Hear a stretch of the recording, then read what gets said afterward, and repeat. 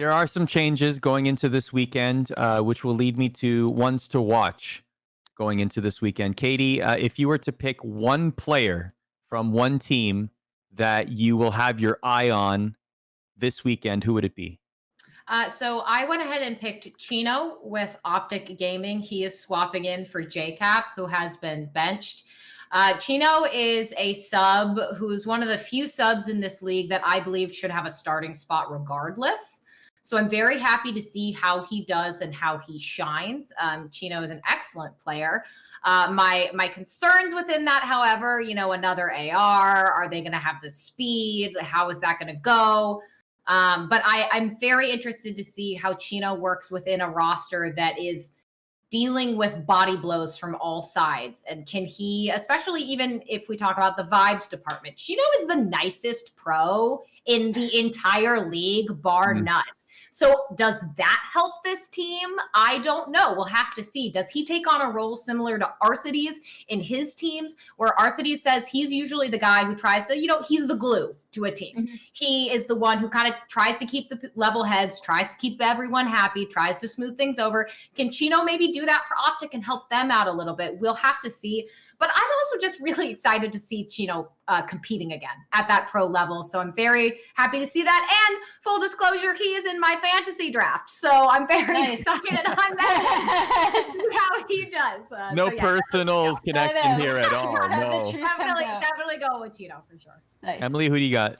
So I really wanted to pick a Florida player because I also think for as much time as we've spent talking about the FaZe and the Rocker at this tournament, it is Florida's home event, and I also think Florida have a lot to prove, especially since people like ourselves, myself included, keep looking back and we're like, okay, they won an event, now what? Like, how consistent can you be with this, right?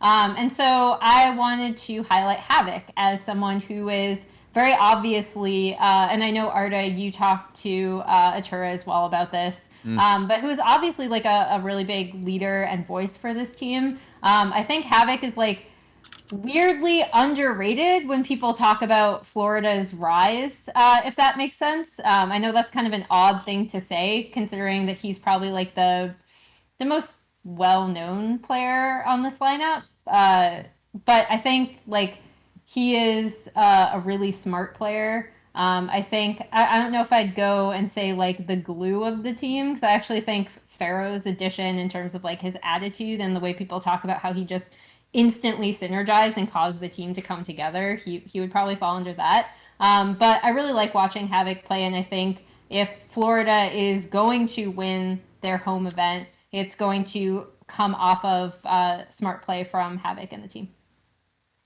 Mine is a little bit of a cop-out because he's only been part of one tournament here, but I'm looking at Mack from the New York Subliners. That's a good one. Mack's a great choice. Yeah. What I like about Mack is first of all, he had a great tournament in the Dallas home series. He's already leading the league in kills per 10 minutes on hardpoint with 29.02. That's impressive. Thank you, Easy Mac, by the way, for the stats that you make public for all of us. He is leading the league already, which is extremely impressive to me, coming off of a great performance. But as you know, I like to assess team chemistry, and I like to assess, I use the word vibe a lot. It's okay. You can call me on it. It's totally fine.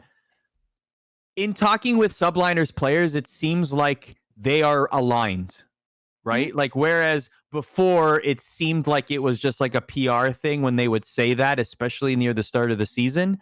Now I truly believe it. I feel like there is a sense of optimism with this team that I haven't seen in a long time. And I think Mack is a great contributor to that. And it's making the rest of the team better as a result. So that's why I'm looking at Mack. And really, I mean, I could generalize this and say the Subliners, but Mack in particular, to see if he's able to replicate that performance. How good will he play this weekend? And how will his team react to him going into the Florida home series? So that's why I picked Mack. Yeah, and on top of that, I'd like to add on, Arda, that this is Mack's debut, right? And I don't know him personally, and maybe this could be totally off base with what I'm about to say, but he's coming in with that rookie debut, and he's with a bunch of veterans, which works well both ways, right? So he gets to learn, sit back, and be directed and guided by them. And they, on the other hand, don't have a veteran coming in or someone that might butt heads with them on that ego level of I've been around and I've won and blah, blah, blah. And maybe that kind of plays a layer into this as well, that it's like you have someone who's eager to be there, excited, hungry, willing to learn, and people who are excited to see that in him and happy to guide.